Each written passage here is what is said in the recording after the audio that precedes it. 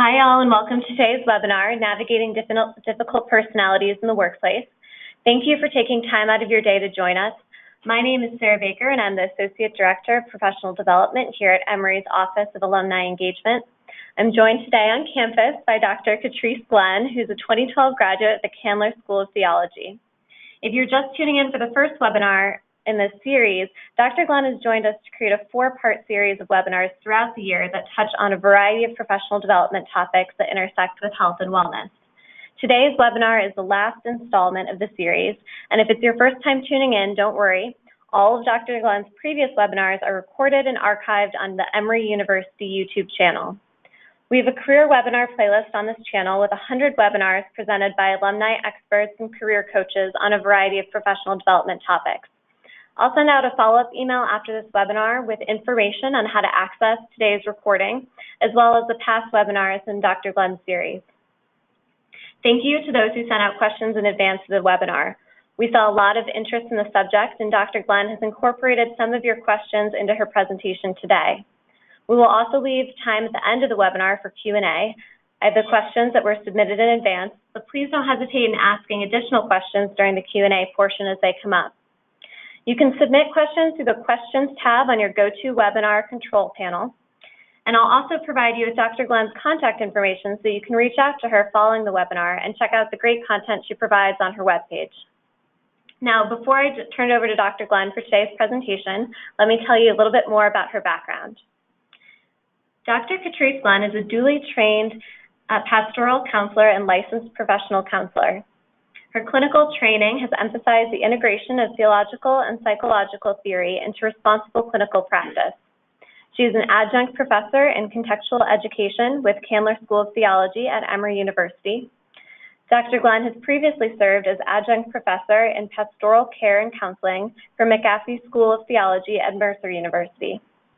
In addition, she teaches mental health-related courses for various undergrad and graduate university programs. Vocationally, Dr. Glenn lives a life of serving others. She is a Baptist pastor and chaplain. She currently serves as the Director of Spiritual Care and Counseling Ministry and Youth Pastor at Hopewell Missionary Baptist Church. So clearly you can see she's very busy, and we are very thrilled to have you join us today. So without further ado, I will turn it over to Dr. Glenn for today's webinar. Thank you, Sarah. I really appreciate this invite. I have truly enjoyed this series. I'm a little saddened that this is our fourth one in the installment for this year, but I think what a wonderful topic for us to conclude the series that we've been doing on looking at professional wellness topics. So today, as you mentioned, we'll be talking about navigating difficult personalities in the workplace, and I must admit this is a topic that I encounter on a regular basis. In my practice, I often work with professionals who at some point want to address an issue with a coworker or a supervisor or manager, or just the ethos and the system of their work environment. And so that's what led us to bring today's topic forward. I actually have a practice. It's called Solace Counseling and Consulting. It's a mental wellness practice that emphasizes the holistic benefits of integrating theology and psychology. And at the practice, we work to try to empower individuals who are looking for a holistic approach to making life better. We offer counseling services, consultation services, training, clinical supervision for those who are entering into the practice, continuing education for those who have been in the counseling or pastoral counseling practice area, and then we also do advocacy. So today's webinar. Today's webinar will focus on three primary objectives. The first being looking at communication strategies and how those might influence different workplace relationships that we encounter. We'll also look at personality traits and how that influences different types of communication challenges. Next, we'll look at healthy communication strategies that de-escalate conflict. Oftentimes, we find when there is a clash of personalities that conflicts might arise. And then we'll look at, finally, some ways to address your own personal communication and well-being. So just in short, we'll be looking at personality traits, conflict de-escalation, and healthy communication. But first, we've asked you to participate in a poll and give us some poll responses. So the question that we asked is, what is your most difficult workplace challenge? The 4 options that I provided are workplace bullying, communication misunderstandings, employee conflict or discord, and differing employee expectations. And so I encourage you now, if you haven't had a chance to vote yet, to go ahead and vote in the poll, and let's see what our results are. Do we have them yet? Yep, they're still collecting. Okay. As we're still collecting those, please participate in that poll. That would help us get a sense of how you are approaching the challenges, or which challenges you find that you face the most. But right now, the lead that I'm seeing is employee conflict and discord, followed by communication misunderstandings. And that's typical. That aligns itself with the research that once you have different personalities involved in any small group or large group dynamic, that you will have conflict and you will have potential discord if it's not addressed appropriately. And so we'll talk about that in today's workshop.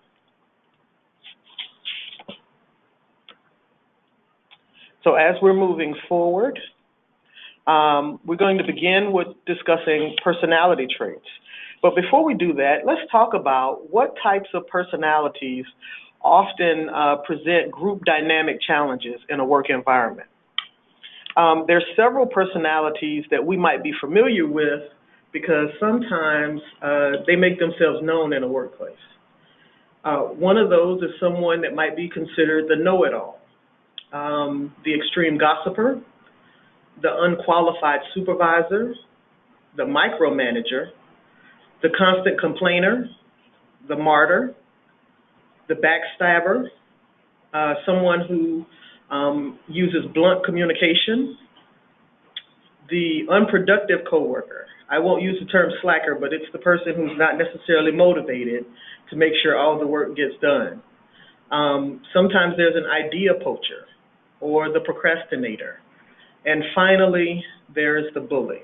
We're finding a rise of workplace bullying, and we'll talk about that and the statistics of that and how that influences conflict and confrontation in just a bit. But considering that these particular types of personalities bring a unique challenge to the work environment, we want to understand not to isolate these individuals, but how we can engage and interact with them. And so that takes us first to an overview of personalities in general. So there is a theory called the Big Five theory of personality traits.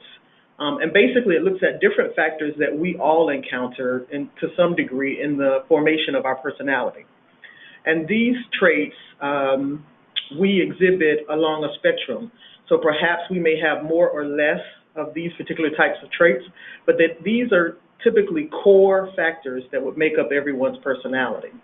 What's important to think about this is that when we're sitting across from someone, though their personality may seem so different than ours, it may be that they just operate differently along that spectrum than perhaps we do.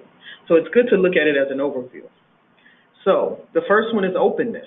How open is this person? Are they someone who can appreciate others, appreciate new ideas, and are curious about how different people work and how different situations develop? Conscientiousness. What is your tendency toward self-discipline? Are you a dutiful person? Are you someone that feels deeply responsible? Are you committed to achievement? Extroversion. The great introversion-extroversion debate, and which one is more productive in the work environment? Well, the answer is both. Introversion typically gains more energy and more stimulation from internal introspective thought, while extroversion would mean that you lean more toward gathering your stimulation from the gathering of others and being around other people and individuals. Number 4, agreeableness. Having the tendency to be compassionate and cooperative with others. You would imagine there's some people you can probably picture right now who struggle on different ends of this particular spectrum that you encounter in the work environment. Some people are more suspicious. Some people are antagonistic, depending on how they operate with agreeableness. And then neuroticism. Perhaps this person has a tendency to show their emotions easily. In other words, they may have trouble maintaining stability with their emotional well-being. So you may easily see their anger, anxiety, depression, or vulnerability. And so if you can begin to look at these factors as a backdrop to those personalities that you might struggle with in the work environment, then perhaps it can help you gain some perspective about who you're sitting across from.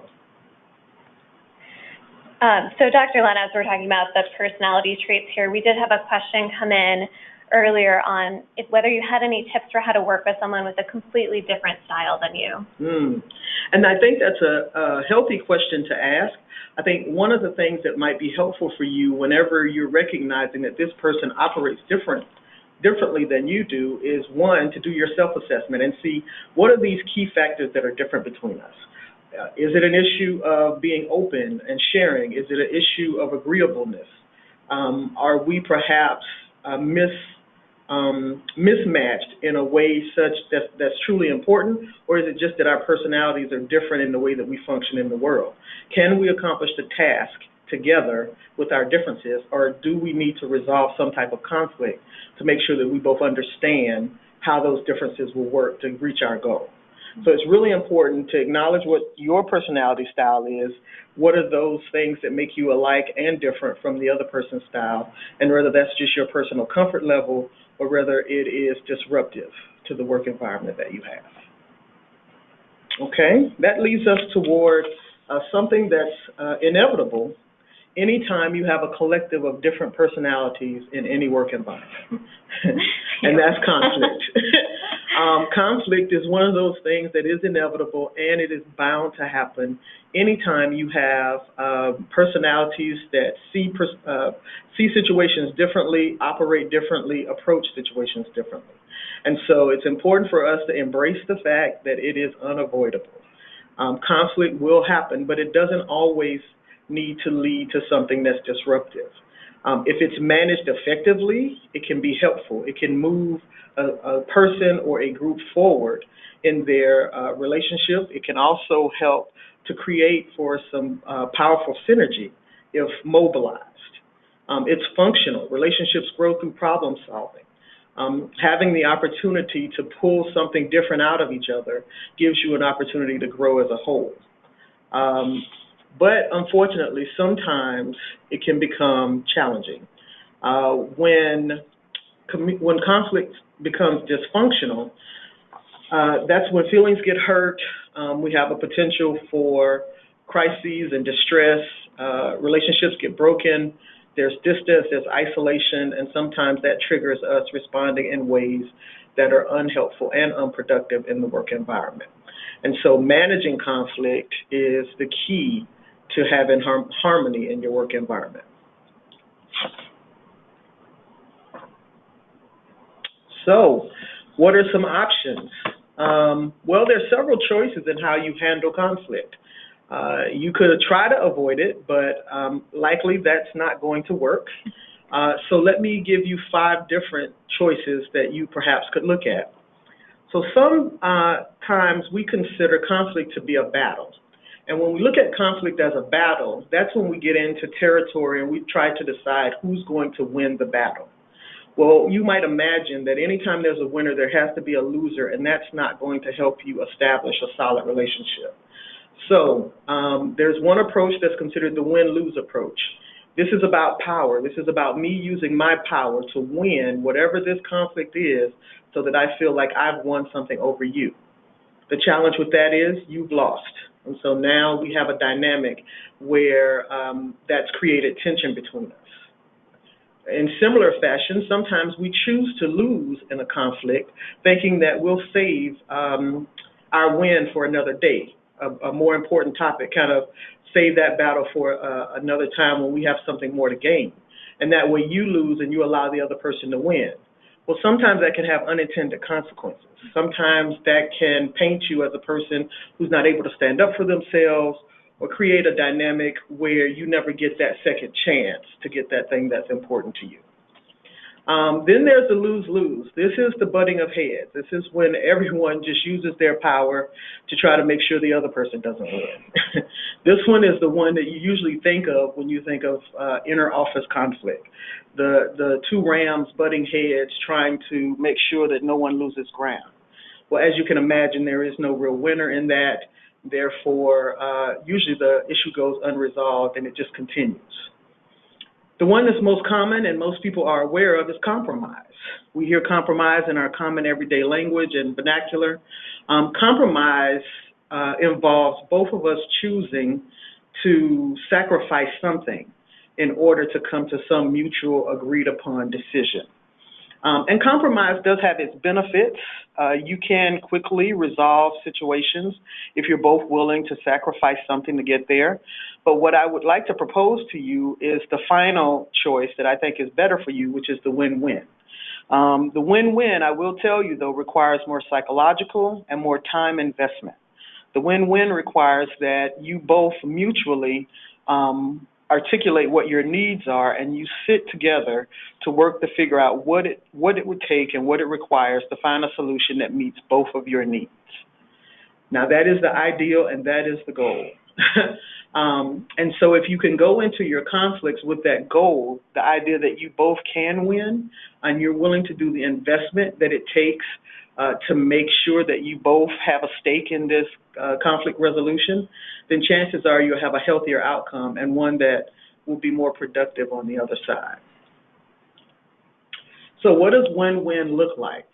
Well, win-win looks like defining your needs. This is a personal thing. You'll find that lots of the work that I talk about deals with you choosing first to be reflective and introspective of what's going on with you. We can't change someone else. We can't make someone else behave a certain way. We can't make someone else choose to respond to us a certain way, but we can always navigate what's going on within us. So first, just define for yourself, what are your needs in this conflict? What do you need to change? Do you need an environment that's not toxic? Do you need certain behaviors to change? Do you need certain activities to stop or start? Define for yourself what those needs are. Second, share those needs with the other person. That means you engage the other person in talking to find out what their needs are. And that leads us to the third point. You actively listen to what their needs are. Oftentimes, we listen long enough, to gather up enough tools to weaponize against the other person because we feel like we're in that battle scenario. But once again, what's helpful for us is if we identified our needs, we allowed that person to share their needs, and we actually listen to their needs, then we can sit down and see how we are alike and how we're different. Chances are you have more areas where you are alike than you're different. And once you do that, you can do what I consider number 4, prioritize those areas of conflict. Once you can find those touch points where you're together and disconnect, find out where the real issues are, the root issues, not just personality differences, and then generate some possible solutions from there. If our differences are, I'm someone that likes to jump on a task and get it done yesterday, like right away, immediately, but you're someone that needs time to ponder and reflect and look at other opportunities and talk to other people and engage different things. It doesn't mean that we can't work together effectively. It just means that we've got to come up with a solution that will allow us both the time to do what we need. Maybe phase 1 is done and we leave time for reflection for phase 2. But that's a way that we choose to prioritize what the real conflict is and not just get upset with each other, generate possibilities, and then evaluate those possibilities, see if they worked, implement them, and then follow up. And so that's one of the ways that we both can win when we have conflict with our coworkers.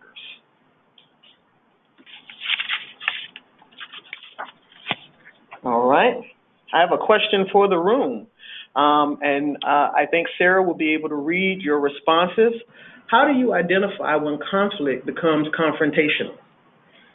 And this is where you can use that question tab in your GoToWebinar toolbar over to the right.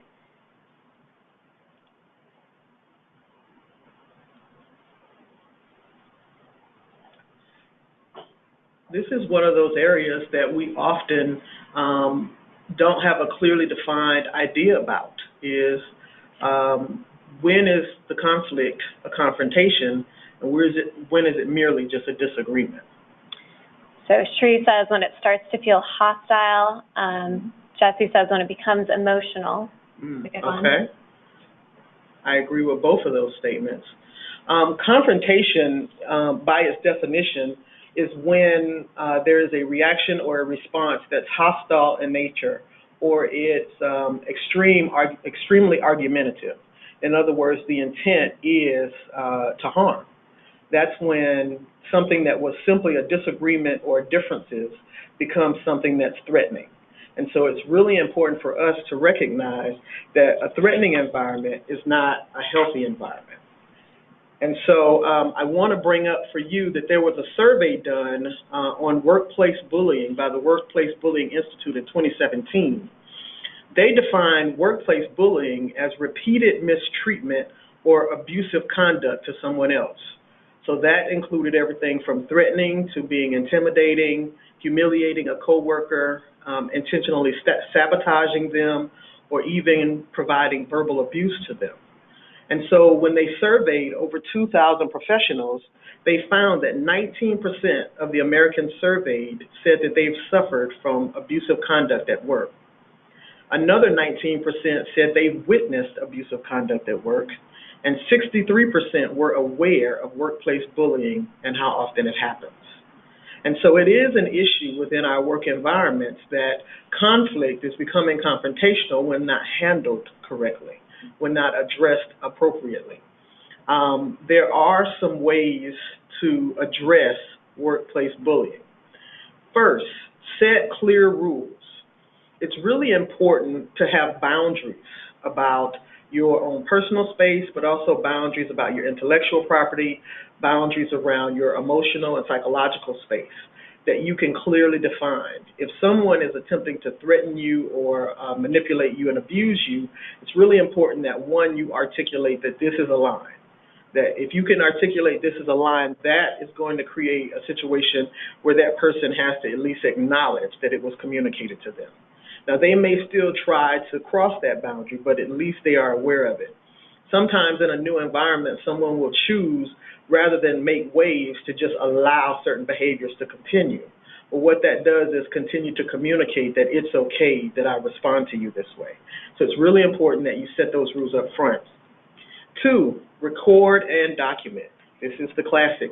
If something's happening to you that feels threatening and intimidating, or something that just feels slightly unsettling, it's important that you keep some form of journal about it, or some email chain or something that says, this thing is happening. It's happening at this time, in this place, with these people, these witnesses, whatever the case may be, and perhaps that will help you later on should the situation escalate. Seek support. Find support from a trusted colleague or trusted mentor about how to navigate certain situations. You know, I think of people who work in the sales industry who have sometimes environments that are very intimidating about meeting certain expectations. And so the environment itself may lend itself to communication styles that aren't always friendly. And so it's really important for them to have mentors to help them navigate those situations in ways that will allow them to still thrive, but also not be in situations that are threatening to them.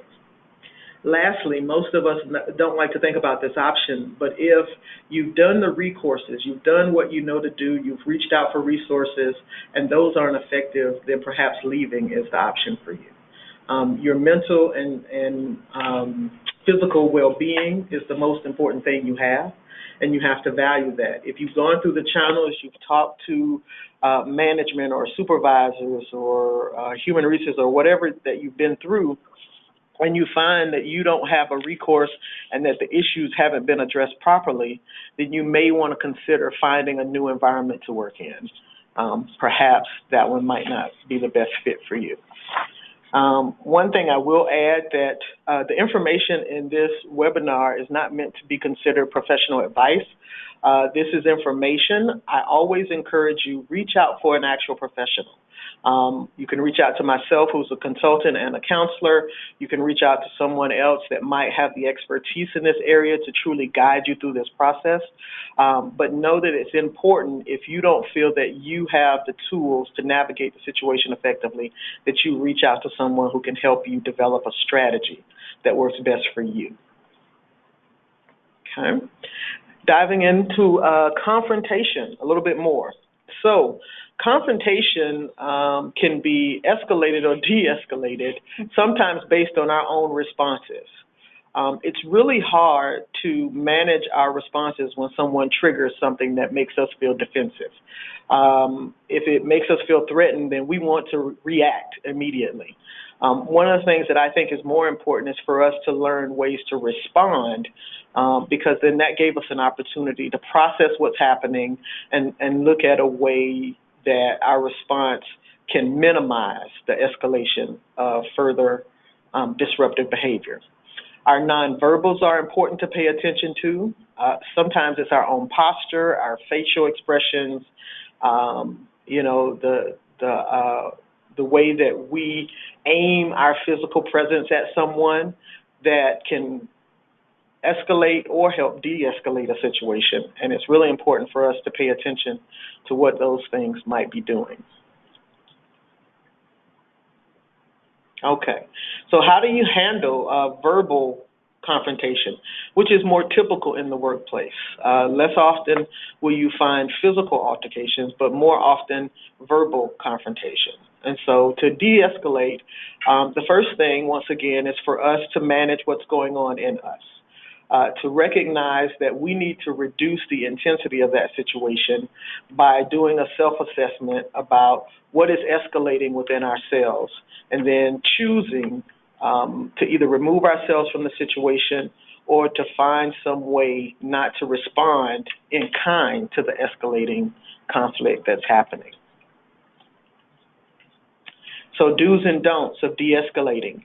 1, active listening.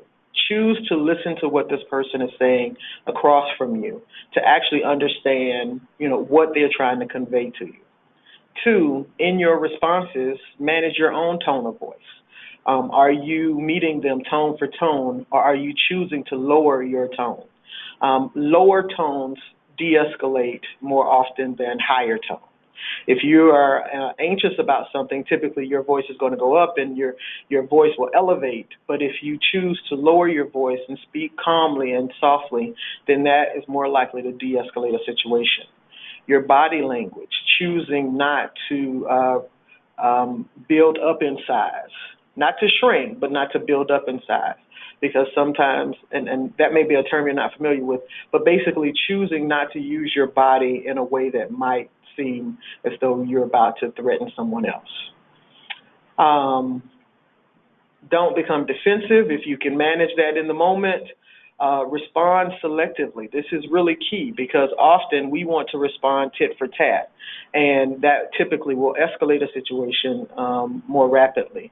So it's really important, respond to the things that need response, but not to everything that's said if it's unproductive. Encourage an open discussion where possible, and then reduce your own level of stimulation where you can. If you need a moment to breathe, if you need a bathroom break, if you need to walk into the garden, if you just need time for lunch, then make those moves happen to help de-escalate in the moment. Okay. We're going to talk now and shift about different ways that we communicate. Communication involves how we translate information to other individuals, but even with that, there are some personal rights that we have just as human beings that we should always remember and keep at the forefront. There are personal rights that are important for us to embrace as well as embrace when it's relating to others. So the first thing that I would say is respect for self and respect for others is key. Even in the workplace dynamics, finding ways to stand up for your own personal beliefs and values while you choose not to infringe or violate someone else's. Those are basic personal rights in the workplace environment. Other rights include having the right to ask for what you want.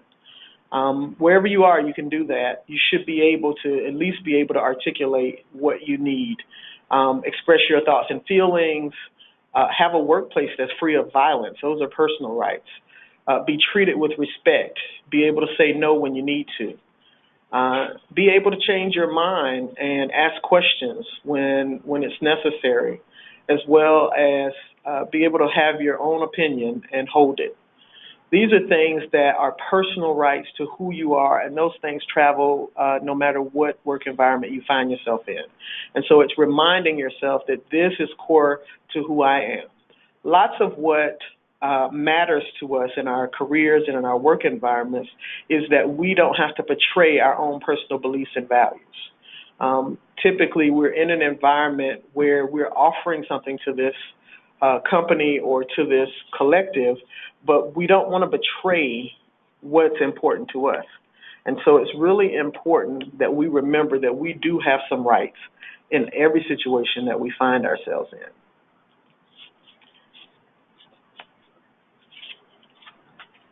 Okay. So we're going to talk about ways to use oral, written, and nonverbal communication styles when we are dealing with conflict and potential need to de-escalate in a work environment. So, communication styles. This may be a review for many of you, but there are 4 primary communication styles, and that's passive, aggressive, and assertive. And if you were to look at them along a continuum, you'd find passive at one end, and that's an end where we'd be focusing on sometimes allowing other people to step on your own values and needs and thoughts for the sake of, quote unquote, keeping peace, to the other end of the spectrum, which would be aggression. And that's choosing to step on someone else's values, beliefs, and thoughts because you are seeking to get your own needs met. In the middle of that, you'll find a space of assertiveness, which is the goal that we're heading toward. And that's being able to articulate your own needs, your own thoughts, your own wants, but choosing not to violate someone else's in the meantime. So let's look at passive. What does it mean to be passive? Passive is seen as having a too soft response to conflict. Sometimes in a work environment, there are individuals who will allow others to constantly trample on their thoughts, their opinions, their views, even their work at times. This person fails to express their feelings, opinions, and needs, and often they may find that their opinions get stepped on or violated by others.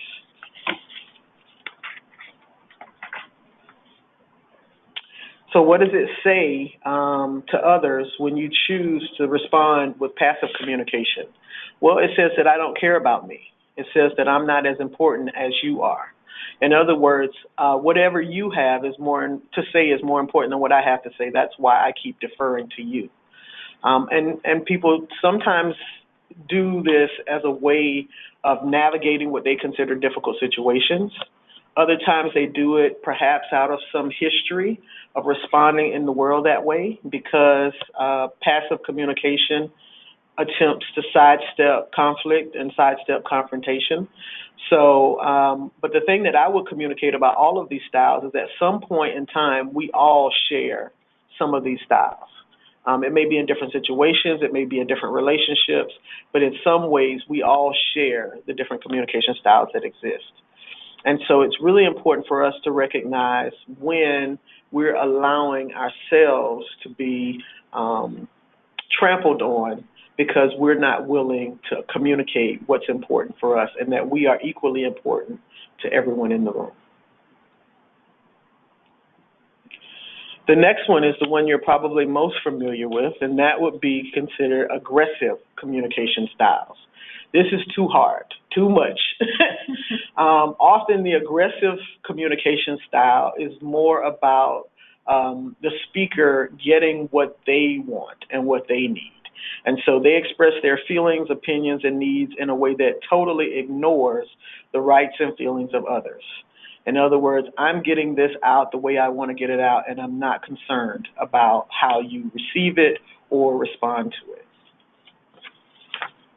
The statements that are communicated by an aggressive communication style is that I only care about me.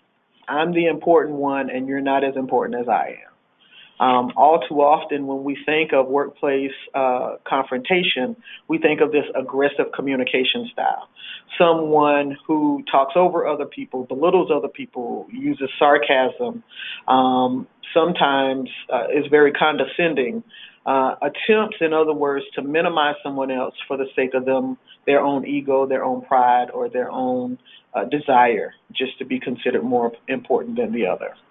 And so it's important to recognize that when that communication style is happening in the work environment, it's usually more disruptive than productive. Passive aggressive. And I read some questions that this tends to come up quite often. It's really important for us to recognize that the reason you may see this more often in a work environment is because it allows the person communicating with this style to appear to be agreeable while still allowing them to act aggressively in hiding. So this is more of a style that might be considered the sneaky. This is the behind-the-back revenge style. So this is a person who might initially minimize or avoid expressing their feelings or needs about a situation, but then later they plan to retaliate in some way. They have a revenge plan in place. They'll be sneaky about how they respond to the situation that they were really upset about, but in the moment they didn't communicate how upset they were. This might be the person that, says, oh, it's okay, it's fine, but then they've sent in something written about you that you didn't know as a way to retaliate against you, and you'll never see it coming. It happens often in the work environment, as I mentioned, because it's seen to be more socialized to respond as though they're not actively being aggressive, but it's just as disruptive as aggressive behavior. What's communicated by passive-aggressive communication styles is that I'm going to find a way to get back at you, and that I will catch you off guard and show you that I'm just as important as you are. In other words, I may not say it in the moment, but I will prove to you through the back door that I am just as important as you are, and I will watch you fall. So this one implies that there is some strategy associated with how I communicate to you. And perhaps this one is the most challenging in a work environment because it's not forthright, it's not honest, and it makes it challenging to navigate a resolution with someone that's not honest about their approach in the moment. Okay. Assertive, getting to the one that I'm hoping that we begin to work toward collectively, and that is finding that just right balance of how to stand up for yourself without allowing someone to violate your rights, but also choosing not to violate someone else's rights. And so assertive communication styles greatly deal with being able to articulate what's important to you without choosing to disregard what's important to someone else. The message that's conveyed here is that I care about me, but I also care about you. We are both important in this. And that way, there's an opportunity for us to have a mutual engagement because neither one of us wants to see the other person fall or fail in any way. So this is as close to the win-win option as we have, choosing to use an assertive communication style. Because when you use assertive communication, you can be very clear about what your own needs are, but you're not doing it to minimize someone else. And you're not apologizing for it either. You're not apologizing for what's important to you. You just simply leave room for someone else to acknowledge what's important to them.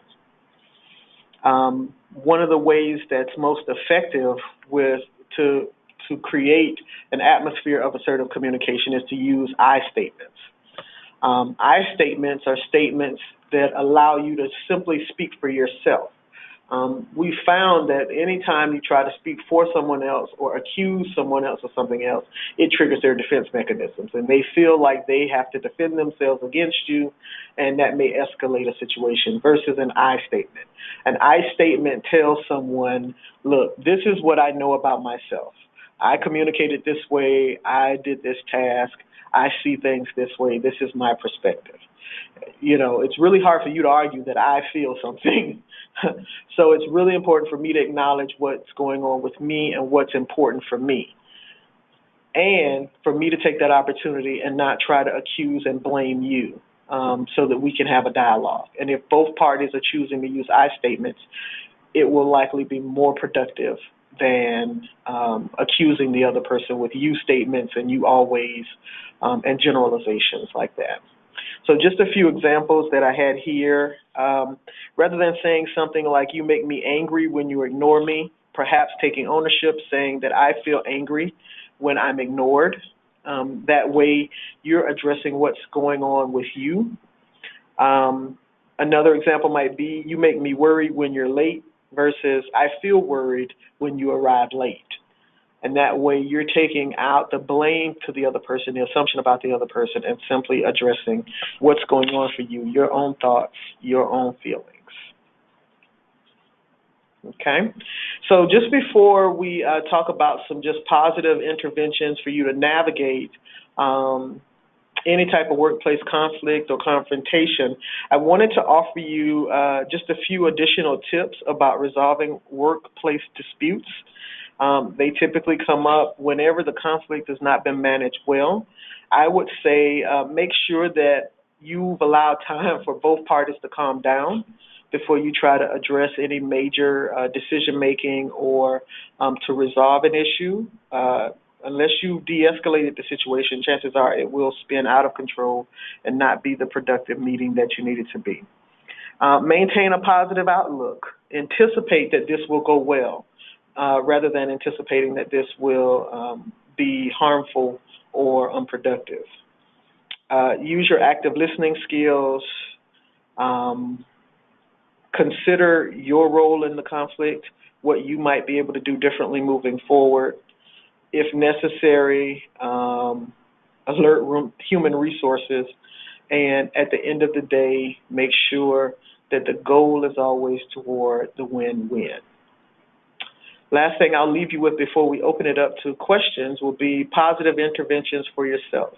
Remember, I started by saying that it's really important that you look at what's going on with you and you look at ways so that you could be more healthy in your workplace environment and also just in life in general. It's really important that you find yourself a peaceful or quiet space where you can regroup throughout the day perhaps or get centered.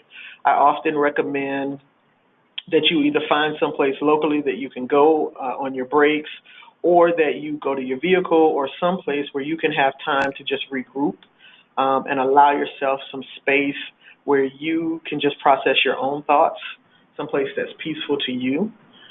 It's also important that you take time either at the beginning of your day or sometime throughout your day to get centered, just to regroup, reconnect with yourself and remind you of your values and your beliefs and your perspectives and why we're here. Why are we here at this place in the first place, other than the check? We are here for a reason, so what is that about for us? Connect to spirit. Does this place have purpose for you? Is this a part of your general purpose? And if so, reminding yourself how this is connected to what you see as your purpose in life. Reflect on what's positive about you in this particular career choice. There are always some positives. Maybe you have an influence on someone in your environment that you don't really acknowledge, but just your presence there is a positive addition to being in that space. Look at things from different perspectives, perhaps trying to see things from the other person's perspective and how they are responding to the world, and there may be other situations and factors that are influencing how they're responding to the world. And lastly, when work is done, just go do something fun. Go do something that kind of takes your head and your mind outside of work. If you're at home late at night and you're still processing over a conflict that happened 5 hours ago, there perhaps the time that you need to disconnect from that and maybe reach out for someone, a professional like myself, to help you work on some strategies so that you can let those things go and be able to embrace the life that you have outside of work.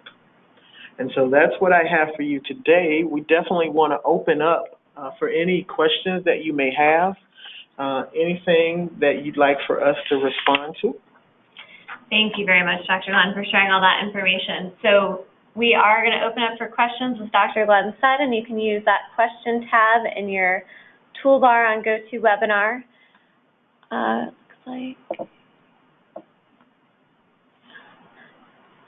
So we have one on workplace bullies, but I know you already kind of covered that. Let's see.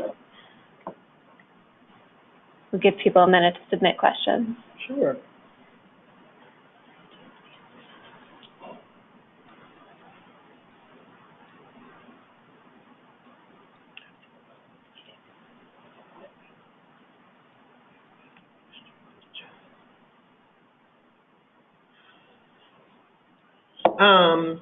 One of the things I also want to remind you all is that you can find out more information about my practice and the different services we offer at seeksolacenow.com. That's our website.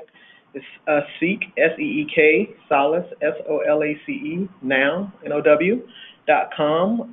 And you can continue to follow up with me if there are additional questions you have. I see that we have some questions that we've addressed.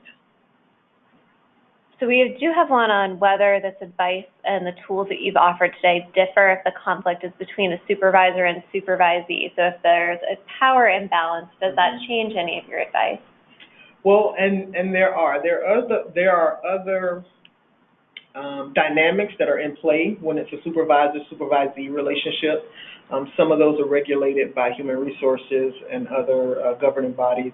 But it's really important to stick with those basic skills. Those still work no matter what, which is the active listening, choosing to sit down and work on a mutually agreed upon win-win scenario, and finding a way to address resolution and a follow-up evaluation plan. Those are consistent across the board. I think the challenge is when you get into the power dynamics is that the supervisee may not feel the same power to be honest and have assertive communication because of the power dynamic. And in those cases, it may help to have a mediator, such as your human resources rep or someone. Mm-hmm. That kind of ties in. There was another question about the size of a group for intervention. Is it better one-on-one, or it sounds like in this case, if there's a power imbalance, maybe we want to bring in a third party. Right. And that, it will depend on the type of situation. If it's a situation that's likely to escalate, then definitely having a mediator and having a third party who can help facilitate that would be most appropriate. One-on-one, if it's a situation where it's a difference of opinion and it's conflict that's not necessarily escalated into something that could potentially be threatening or intimidating, but just simply a differing of opinions and a differing of practicing, that may be resolved between the two. Thank you. So it looks like the information you presented on the passive-aggressive personality and how to manage that hit a chord with some of our viewers. So there was a question here about if someone is, for example, in an email, they're confrontational, but in person they act as though everything is fine, and you ask them directly, but they still, are acting like everything's fine, but it's really only an email. And I think we've all seen people like this. Do you have any more specific tips, or could you expand a little bit on how to deal with that passive-aggressive person? That's a very challenging situation for many dynamics. It sounds as though this is a person who's choosing to keep the written record very PC, very socially acceptable, but choosing in person to respond in different ways. Once again, I do want us to remember that we can't control someone else's behavior. What we can do is try to address the situation with the person. We can always look at our personal rights and ask. It seems as though something is incongruent in how we're communicating. Is there a way that we can get on the same page about the ways in which we communicate to each other? that may or may not be effective with that person depending on what their motives are in that case.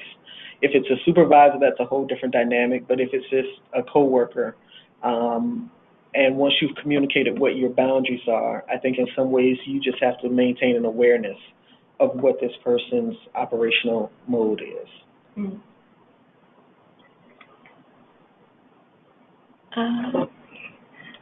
So we have a question about how to handle the situation where you're not directly involved in the conflict, but you've been brought in by outside parties. It's not your conflict, but you've been brought into the middle of it. Right. So Bowen has a theory on family dynamics, and one of the most salient points of that theory is that there's something called triangulation, where if two parties are having anxiety and conflict with each other, they bring in a third party to minimize the anxiety. And that third party ends up usually bearing the brunt of the anxiety of that triangle. I would encourage the third party, unless you have some stake in this conflict, unless you are the designated negotiator or the designated mediator, unless this in some way affects how you function in your role, that you find ways to remove yourself as being the intermediary, because you're holding something that you can't change nor can you control. The actual sounds like conflict is between two other individuals, and perhaps what you want to do is find a way to encourage them to talk to each other versus you be the go-between.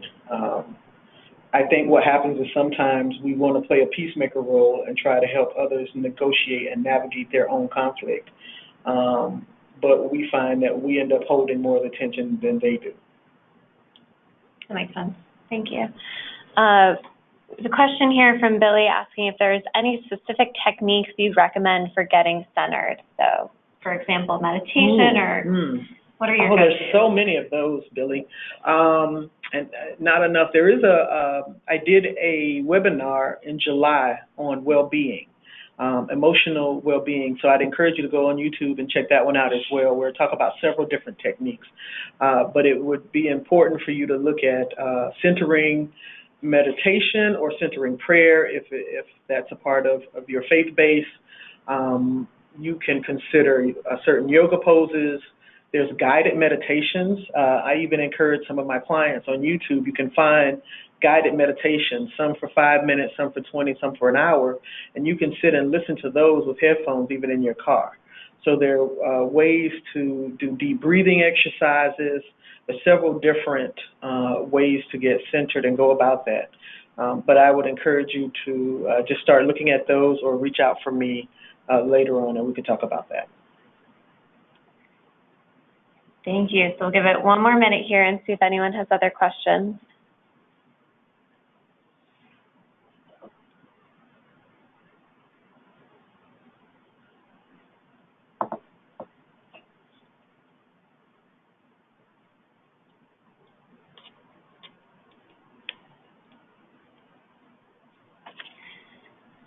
Okay, so it looks like we got through most of the questions here. I will share Dr. Glenn's contact information after this presentation so that you all are able to reach out to her if you have any specific things that you'd like to meet with her about. And then, as she mentioned, there are 3 other webinars that she worked on over the course of the past year, so we'll send out links to those on Emory's YouTube channel.